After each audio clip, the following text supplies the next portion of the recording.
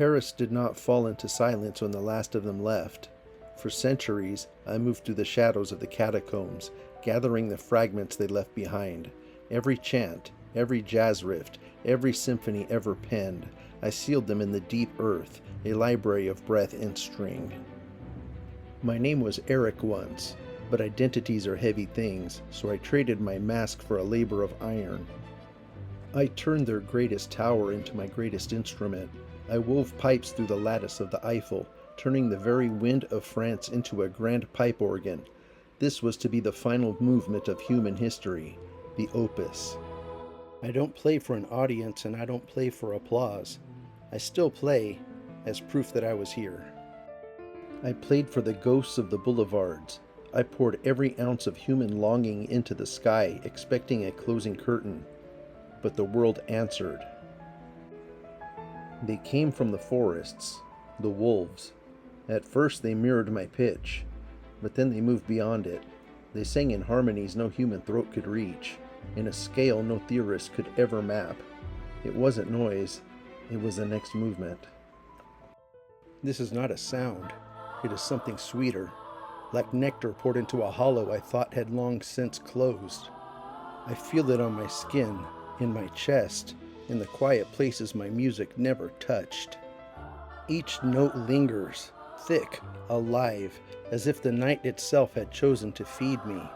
I have spent my life constructing perfection, but this needs nothing from me. I do not control it. I am not its master. For the first time, I am allowed to belong to it. And for a moment, I am not the phantom, not the composer, not the man behind the mask. I am only listening.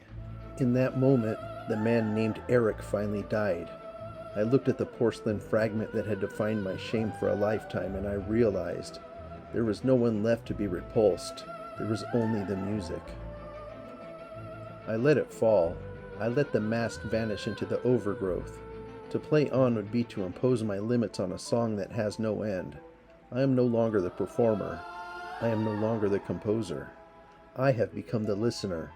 The music of the world has only just begun, and I intend to hear all of it. It all began with a single howl, and then a space, and then something that fits inside that space. My ear begins to work. I separate them. One becomes a low, sustained foundation. Another trembles above it. A third cuts through like a blade of silver. They are no longer animals. They are voices. The first howl had become two, then a chorus, then something vast beyond measure. And as it spread across the landscape, something without end, I realized the symphony of the new world had already begun. I hear harmony where there should be none, a perfect fifth hidden inside a cry of hunger, a trembling minor third buried in longing, dissonance that does not offend, but aches, and then slowly resolves.